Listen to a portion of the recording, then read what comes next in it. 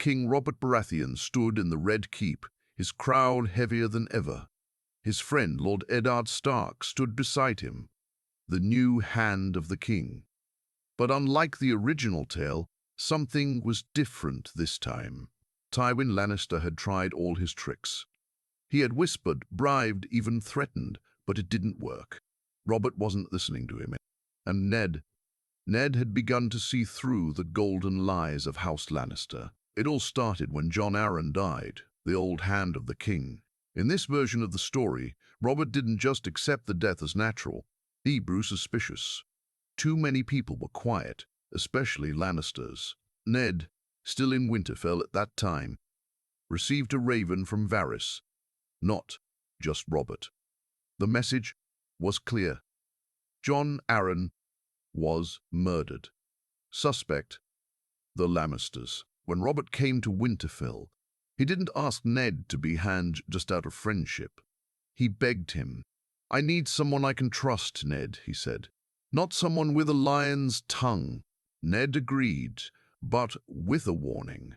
"Then be ready to hear hard truths, Robert, even about your queen." When they arrived in King's Landing, Cersei tried to smile politely at Ned, but he didn't miss the ice in her eyes. Jaime, always with a smug face, tried to play the brave knight. Tywin stayed in Casterly Rock, sending messages to Robert, pretending to be helpful. He offered gold, alliances, soldiers, all to stay close to power. But Robert didn't take the bait. He stopped accepting Lannister gold. "I'll pay my debts my own way," Robert shouted once at a council meeting, slamming his cup. "I don't need your father's purse." This shocked Cersei. It enraged Tywin. Their plan was crumbling. Ned began to quietly look into Jon Arryn's death. He found something he wasn't supposed to find. A maid who used to work in Jon's chambers. She said Jon had been talking about a truth that would destroy a house. He had visited a blacksmith often. Ned followed that path too, and he found Gendry. The boy had Robert's black hair and blue eyes. Strong build, but he was no noble, just a poor apprentice. That's when Ned realized Robert had many bastards. All dark-haired, strong, and nothing like his golden-haired children with Cersei. He returned to the Red Keep quietly that day, but someone had already noticed Littlefinger. He offered help, just like in the original story. But Ned didn't trust him as easily this time. Robert was drinking, as always, when Ned came into his chamber. He looked up. "What's the matter now, Stark?" "I have to speak to you alone," Ned said. And for once, Robert put down his wine. When Ned explained what he had found, Robert turned pale. "You're saying my children aren't mine?" Ned nodded. "The line of kings could be false. Joffrey, Tommen, Marcella, they're not your blood." Robert sat back heavily. "Tywin will kill for this. And Cersei, she'll burn the world to protect her children. But if we act now," Ned said calmly, "we can stop them. Tell the truth. Disown the false heirs. Pick a true successor." Robert didn't like the idea, but for once he didn't shout. He looked at Ned, the one man who never lied to him, and he whispered, "What do we do first?" That night, Tywin sent another raven, urging Robert to name Joffrey as heir officially. But Robert didn't reply. Instead, he ordered his guards to watch the Queen's movements, and he called a secret meeting. Just Robert, Ned, and the few trusted men. The game had changed. Tywin had failed to control the king, and Ned Stark was no longer just a hand. He was the sword of truth, coming straight for the Lannisters. The wind howled through the towers of the Red Keep as Ned Stark moved like a shadow through its stone halls. Every footstep echoed with danger. He knew Tywin Lannister wouldn't sit quietly after being ignored, and Cersei. If she even suspected Robert knew the truth, there would be blood. Robert had summoned a small council meeting, but this time, half the usual members were missing. Only Ned, Renly Baratheon, Sir Barristan Selmy and Varys sat with him. The king looked sober for once. His eyes were dark, tired. "The realm is built on lies," Robert said quietly, staring into his cup, empty. "I married a woman I didn't love, had children I didn't father, and I let her family bleed my kingdom dry." Varys, ever calm, tilted his head. "Then what do you plan to do, Your Grace?" Robert's gaze snapped up. "I will name a new heir, one born of my blood. Gendry, or one of the others. I don't care. I just want the throne to pass to someone real." Renly looked stunned. "You want to replace Joffrey? Your son! He's not my son," Robert roared, pounding the table. "He's Jaime Lannister's spawn, and I'll not have that little golden-haired monster sitting on my throne." Silence followed. Ned kept his eyes on the others. "If we move against the Queen and her family, they will not go quietly. We must prepare for war, Robert, not just whispers." Varys interjected softly, "And if I may, Lord Stark, Lord Tywin Lannister is not a man who forgives insults. If you deny his grandson the throne, he will raise his banners. The Lannisters will bring fire and steel." Robert's voice lowered. "Then let him come. I'll break him like I did Rhaegar." But it wouldn't be that simple. Already, rumors were spreading. The Queen had spies everywhere, even in the kitchens and bedchambers. That night, as Ned returned to his quarters, a handmaiden ran into him, eyes wide with fear. "They know," she whispered. "The Queen knows what you told the king. She's furious." Ned narrowed his eyes. "How?" But the girl was already trembling.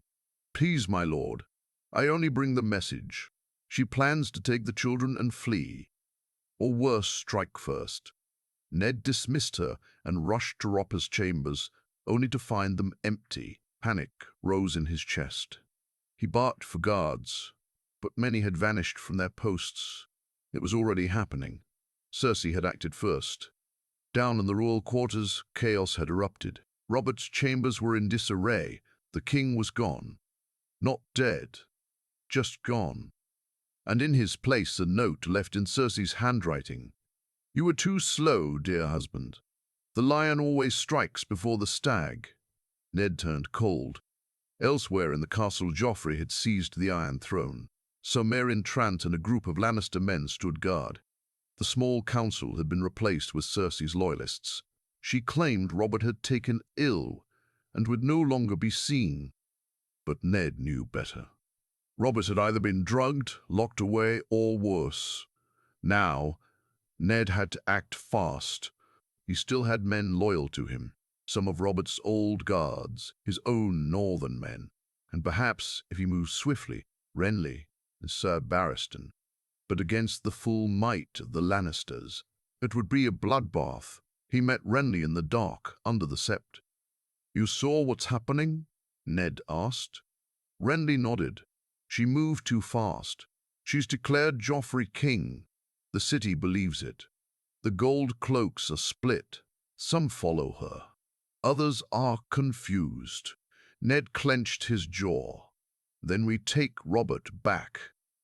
Expose the truth. I won't let the Lannisters poison the realm any longer." Renly hesitated. "We need more than a good heart and honor, Ned. We need swords and allies. Let me take the city watch. You gather your men. Strike at dawn." But as they parted, a shadow moved behind the pillars. Littlefinger had heard everything, and he was already choosing which side to betray next. The moon sat high over King's Landing, bathing the Red Keep in silver light, but inside its walls, darkness was growing. Lord Eddard Stark stood in his chambers, hands gripping the cold stone window ledge. Below, he could see flickers of torchlight as men moved in secret. Renly had begun gathering the few loyal guards he could trust. But time was running out. Every second Cersei sat behind the walls with her children and her lion's guard. Her web of power grew stronger. Then came the knock. It was too soft, too careful. Ned opened the door with caution, and there stood Lord Pettier Baelish, smiling, eyes twinkling with secrets. "My Lord Stark," he whispered, stepping inside without permission. "You've caused quite the storm. I should have you thrown in the dungeons." Ned growled. "You've played both sides since the day I arrived." Littlefinger chuckled. "And yet I'm still standing. That should tell you how good I am at it." Ned wasn't amused. "Say what you came to say, Baelish." Pettier's tone shifted. "Cersei has hidden Robert. He's not dead, not yet. But she's drugging him, keeping him locked away under Grand Maester Pycelle's care. The city already believes Joffrey is king. By morning, the raven will fly to every major house announcing his coronation. And you're telling me this? Why?" "Because I want to survive," Littlefinger said bluntly. "And I believe you can win. If you're smart, you still have time to move." Ned narrowed his eyes. "What's your price?" "Simple." Pettier smirked. "When Joffrey is removed and the city is yours, I want to be named Master of Coin again, with full power." Ned didn't trust him. He never would. But he nodded once. "If we win, you'll have it. But betray me, then I'll hang you myself." Littlefinger bowed dramatically. "As always, Lord Stark, honor is your sharpest sword, and your greatest weakness." By the time dawn crept over the city walls, Ned had his plan in motion. He had sent word to the Northern Guards, still loyal to him. Renly had taken a portion of the city watch under his command. Sir Barristan Selmy, disgusted by the Queen's lies, offered to retrieve Robert personally. But the city was already shifting. Cersei stood in the throne room, dressed in gold and emeralds, Joffrey sitting beside her on the Iron Throne. His young face tried to look stern, but he was no king, just a boy playing at power. "The traitor Eddard Stark will be brought to justice," she declared to the court. "He has conspired against the crown, against my son, and against peace." The doors burst open. Renly entered, first with a dozen gold cloaks behind him. One still loyal to Robert. Behind him came Sir Barristan Selmy and King Robert Baratheon, half drugged but walking. His face was pale, his step shaky, but his voice roared like the old warrior he once was. "You dare sit my son on my throne?" he bellowed, pointing at Cersei. "I am not dead yet, woman." Gasps filled the room. Joffrey jumped down from the throne, confused, looking to his mother. Cersei's eyes went wide. Her plan was unraveling in front of everyone. Robert turned toward the court.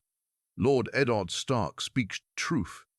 These children are not of my blood. They are bastards born of incest. Jaime Lannister's seed, not mine." Chaos erupted. Knights pulled swords. The Queen screamed. Joffrey shouted orders, but no one listened. Half the guards stood frozen, the other half turning toward the real king. Ned stepped forward beside Robert, seized the Queen and her children. "Hold them until we decide their fate." But Sir Meryn Trant lunged forward. "For the Queen!" He charged toward Robert, sword raised, but Sir Barristan was faster. With a single, clean stroke, he dropped the king's guard to the floor, bleeding out on the marble. Cersei, trembling, grabbed Joffrey's hand. "We must run," she hissed, but it was too late. Renly's men surrounded them. Cersei and her children were dragged away screaming as Robert watched in silence, his face full of pain, not just from betrayal, but from years of letting others rule his life. He turned to Ned. "You were right about everything." Ned nodded. "It's not over yet. Tywin will answer for this. The lion still has claws." Robert looked out the window toward the west. "Then let him come. Let's see if the lion can stand against the north, the Stormlands, and the truth." The city of King's Landing did not sleep that night. News spread like wildfire. The Queen had been arrested. Joffrey was no longer king. The Lannister guards were disarmed, and Robert Baratheon, alive, furious, and humiliated, had taken back his throne. In the Red Keep, torches burned in every corridor. Soldiers stood alert. Ravens were being prepared for flight. War was no longer a rumor. It was coming. Ned Stark stood beside Robert in the throne room, watching as Cersei and her children were led away in chains. Joffrey screamed and cursed, trying to act brave, but fear was written all over his face. Myrcella cried quietly. Tommen clung to her, shaking. For a moment, Robert's face softened. "They're still children," he muttered. Ned replied gently, "They are innocent of their parents' sins, but they are also Tywin's weapons. He will fight for them." Robert clenched his fists. "Then I'll be ready." Later that night, the small council gathered, this time with real loyalty. Ned, Renly, Sir Barristan, Varys, even Littlefinger sat quietly, pretending to be harmless. Robert leaned heavily on his chair. The drugs were leaving his system, and pain returned to his body. But his mind was sharper than it had been in years. "Tywin Lannister will not accept this," Robert said. "He'll call me weak. He'll call this a lie. And he'll raise his banners." Varys nodded. "Ravens have already flown west. Casterly Rock is preparing for war." Renly added, "The Reach is watching. The Riverlands are nervous. One wrong move and the whole realm burns." Ned spoke firmly. "Then we move first, not with swords, with truth." He laid documents on the table, records from Jon Arryn, testimonies from servants, proof of Cersei and Jaime's relationship. "This goes to every great house," Ned said. "Let them see the truth with their own eyes." Littlefinger smiled faintly. "Very noble. Let's hope they care about truth more than gold." Robert glared at him. "Careful, Baelish. I'm in no mood for games." By morning, ravens flew in every direction, to Winterfell, Storm's End, Riverrun, Highgarden, the Eyrie. The truth was out, and Tywin Lannister read it in silence. In Casterly Rock, the old lion stood near his window, holding the letter in his trembling hands. Jaime stood beside him, pale and quiet. "They've exposed us," Jaime said softly. Tywin's eyes were cold. "No, they've challenged us." He crushed the letter. "Call the banners, send word to the Westerlands. We march." "But father," Jaime hesitated, "Cersei and the children are prisoners," Tywin snapped. "And prisoners can be rescued, or avenged." Within days, Lannister armies began to move. At the same time, Ned sent word north. Robb Stark received the letter in Winterfell. He read it twice, his face growing serious. "They imprisoned the Queen. They exposed the Lannisters," he told Catelyn. "Father is standing with the King." Catelyn nodded. "Then the North stands with him." Robb turned to his lords. "Prepare the banners. We ride south." "Prepare the banners. We ride south." Storm's End also answered. Stannis Baratheon, who had always doubted Joffrey, finally saw proof. "So I was right," he muttered. The throne was stolen. He began gathering his fleet. Renly smiled when he heard. "Looks like my brother finally agrees with us." But peace was still fragile. One night, as Ned walked through the gardens, he felt a presence behind him. "Lord Stark," a voice whispered. He turned. A young man stood there, thin, nervous, dressed like a servant. "I bring a message," the boy said, "from Cersei." Ned stiffened. "What message?" The boy handed him a small folded paper and ran away. Ned opened it slowly. "You think you've won, but Tywin is not my only weapon. Look closer. The court is full of snakes." Ned's heart sank. He had beaten the lion. But the vipers were still alive. That same night, one of Robert's food tasters collapsed, dead, poison. Someone was still trying to kill the king, and this time they were closer than ever. The halls of the Red Keep were silent, but it was not the silence of peace. It was the silence of suspicion. King Robert had survived the poisoning attempt thanks to his food taster's sacrifice, but the message was clear. The Lannisters were not finished. Someone still loyal to Cersei or Tywin was inside the castle, and Ned Stark knew it was only a matter of time before they tried again. Robert now slept under heavy guard, with Sir Barristan personally standing watch each night. Even Renly had taken to wearing a sword at his side. The trust that once held the court together was shattered. Ned walked beside Renly in the corridors the next morning.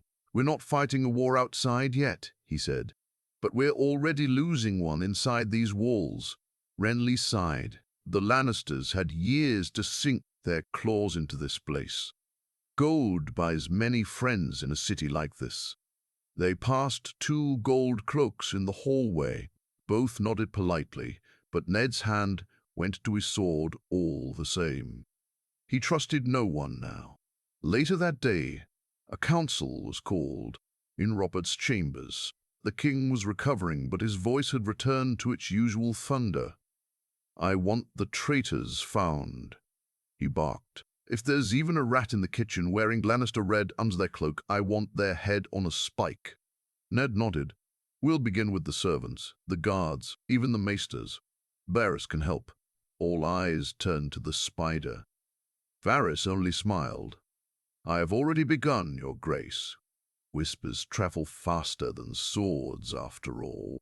But Ned wasn't convinced of Varys's loyalty. He knew the eunuch played a deep game, and while he might help now, he would always act in his own interest.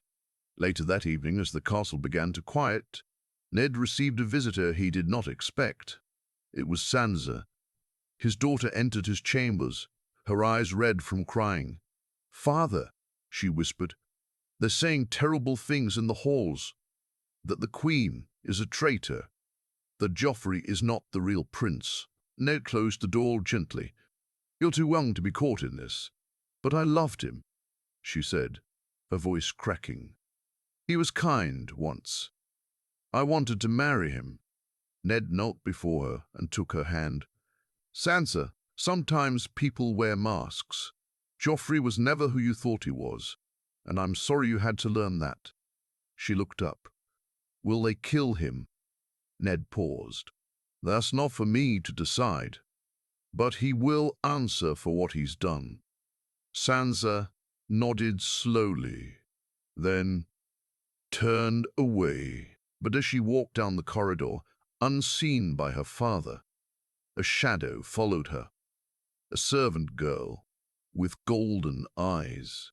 One of Cersei's loyal spies, hiding in plain sight. That night, another attempt was made, this time the fire.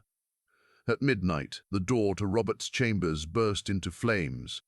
Oil had been poured along the hallways, lit by someone who vanished into the shadows.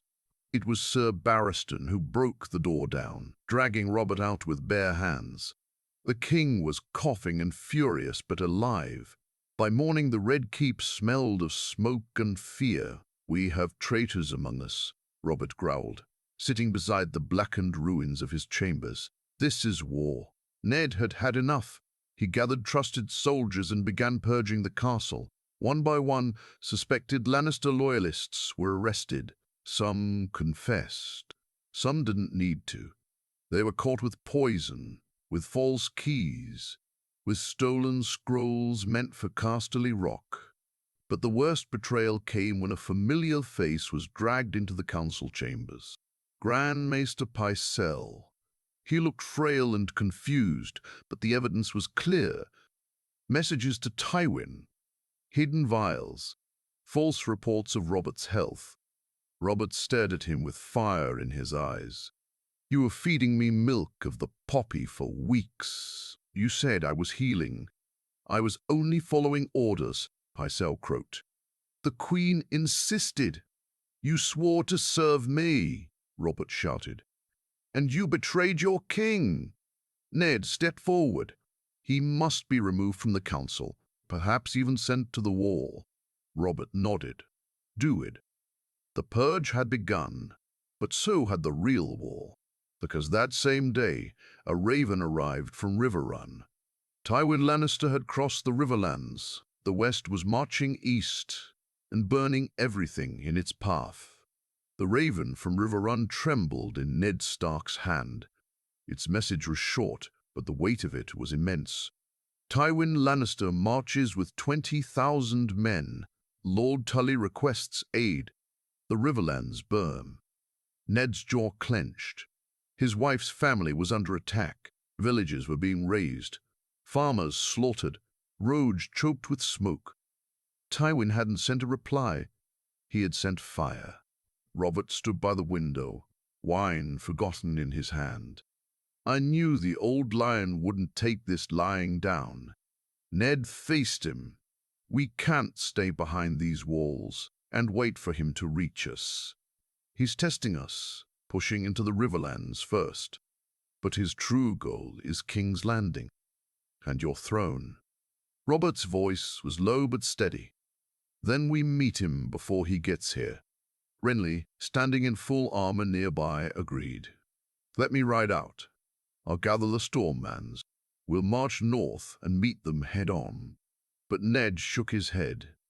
We can't leave the city unguarded. Cersei still has loyalists here. And if the capital falls from within while we're gone, Tywin won't need to lay siege. Robert exhaled slowly. Then we divide our strength. You ride north, Ned. Meet with Lord Tully. Bring the north and Riverlands together. Renly and I will hold King's Landing. Ned paused. You'll stay behind? Robert gave a bitter smile. Someone has to guard the city, and someone has to keep the people calm. You've always been the sword. Let me be the shield. That night, Ned prepared to leave. He met Arya and Sansa in their chambers. Arya was furious. You're leaving us here. With them? You'll be safe, Ned said. Sir Barristan will guard the castle. And Renly, they won't let harm come to you. Sansa sat silent, staring at her hands. Ned knelt beside her. What is it, Sansa? She looked up with tears in her eyes. I had a dream. Joffrey was on the throne again. And you were. She couldn't finish the sentence. Ned hugged her gently. Dreams are only dreams. Truth is on our side now. But even Ned didn't believe that fully. As he mounted his horse the next morning, he looked back at the Red Keep. The sun had risen, casting light over the towers. But to Ned, it looked more like a warning than a blessing. Far away in the Westerlands, Tywin Lannister rode at the front of his army. His golden armor shone, but his eyes were colder than winter. Beside him, Jaime Lannister laughed as they passed another burned village. They didn't even fight back. Tywin ignored him. This is not about victory. This is about sending a message. To whom? To everyone. Behind them, thousands of Lannister banners flapped in the wind, red and gold like flames. They moved like a storm across the land, destroying every Tully outpost they encountered. But Tywin wasn't heading straight to King's Landing. Not yet. He was baiting Eddard Stark. And Ned took the bait. By the time he reached Riverrun, the castle was nearly surrounded. Lord Hoster Tully lay sick in bed, but his banner still flew high. Catelyn greeted Ned at the gates, her face full of worry and fire. You came, she whispered. I had to. I won't let your father's house fall. Inside, Robb Stark was already there, having marched south from Winterfell. He greeted his father with a soldier's embrace. I brought 5,000 men. The north is ready. Ned placed a hand on his shoulder. And we'll need every one of them. Over the next 2 days, the Tully and Stark forces merged. Scouts returned with grim news. Tywin was camping by the Trident, daring them to come. But Ned knew a trap when he saw one. "He wants us to strike first," he said during War Council. "He set the battlefield. We walk into it, we bleed," Robb asked. "Then what do we do?" "We change the game." Ned's plan was bold. Strike Tywin's supply lines first. Starve the lion before the battle. While Robb and the main force kept pressure near the Trident, Ned would take a smaller company through the King's Road forests and target the Lannister food caravans. But before they could move, a rider arrived with urgent news. A Lannister host, led by Sir Gregor Clegane, had already begun moving south toward Harrenhal. And it wasn't just soldiers. They were bringing hostages, northern hostages. Ned's face hardened. "They're trying to draw me away from the front, trying to make me choose between battle and blood." Robb stood. "Then let me go after them. You hold the line. I'll bring our people back." Ned hesitated. "That's not a small task, Robb. I'm not a boy anymore." And in that moment, Ned saw it. The same stubborn courage he once had as a young lord. He nodded. "Then go. But don't die with honor. Win." The battlefield smelled of smoke, blood, and fear. Robb Stark crouched in the damp forest north of Harrenhal, his breath steady, his sword drawn. Beside him, Grey Wind growled low, sensing danger near. Ahead, in the Lannister camp, fires burned bright as Sir Gregor Clegane's men laughed, drank, and sharpened blades, thinking themselves safe. They weren't. Robb turned to his small band of northern riders, silent, ready. Many were sons of farmers, blacksmiths, huntsmen, not trained soldiers. But they followed Robb because he was their lord, and because the Lannisters had taken their kin. Among the prisoners inside the camp were women, children, old men, hostages dragged from northern villages as bait. Robb's jaw clenched. "We get them out. We kill Clegane if we can, but we don't die in a field for glory." The attack came at midnight. Grey Wind lunged first, tearing into a guard before he could scream. The northern rider swept in behind, blades flashing. The Lannisters scrambled, half drunk, half asleep. Fires were knocked over, tents collapsed, and panic spread like wildfire. Robb moved through the chaos like a storm, cutting down men twice his age. He didn't fight like a boy. He fought like a Stark. He reached the prisoners' pens and shouted, "Open it." One of his men brought an axe down on the lock. Screams erupted, but they were cries of relief. Women ran out clutching children. Old men stumbled through the grass. Guards tried to stop them, but Robb cut them down. Then came the sound. Heavy boots, like thunder. Gregor Clegane stepped out of the largest tent, half-armored, blood already on his sword. His size was monstrous, his eyes hollow with rage. "You!" he growled, spotting Robb. "Stark's pup." Robb didn't answer. He raised his sword. The mountain charged. Their blades clashed with a force that shook the night. Robb ducked the first swing. It would have taken his head clean off. He struck back, fast, slicing across Gregor's arm, but it was like cutting stone. The mountain roared and slammed his shield, knocking Robb backward. "Arun!" one of his men shouted. But Robb didn't. He stood, blood trickling from his lip, and met Gregor's fury again. Strike, parry, dodge. His sword cracked under the weight of Clegane's next blow. Then, from the trees, an arrow. It struck Gregor in the throat. Another hit his side. A third took his eye. He fell to one knee, gasping, grabbing at his face. "Now!" shouted a voice. It was Maeg Mormont, come with 30 hill fighters, answering Robb's earlier call. They rushed in and finished what Robb had started. Gregor Clegane fell, not to a sword, but to the fury of the north. Robb stood over the body, chest heaving. "Tell the Lannisters," he muttered. "The north remembers." Meanwhile, at River Run, Ned Stark received the news with mixed emotions. "Robb won," Catelyn said, reading the Raven's message. "He freed the hostages. Gregor is dead." Ned nodded, pride in his eyes, but also worry. Tywin won't mourn his dog. He'll rage. Indeed, Tywin had already begun his next move. He wasn't just burning villages anymore. He was building alliances. Word came that House Frey had opened its gates to Lannister envoys. Lord Walder Frey, always hungry for more power, saw the chaos as opportunity. He didn't care about honor. He cared about marriage, gold, titles. "He's offering passage to Lannister troops," said a Tully scout, breathless. "He may even join them if it benefits him." Ned slammed his fist on the table. "We should have never trusted the twins." Catelyn looked away. "He's still my father's bannerman." "He's a rat," Ned growled, "and rats feed on corpses." He turned to his war map. Tywin was no longer acting like a desperate man. He was calculating, tightening his grip on the Riverlands, while Ned's forces chased smoke.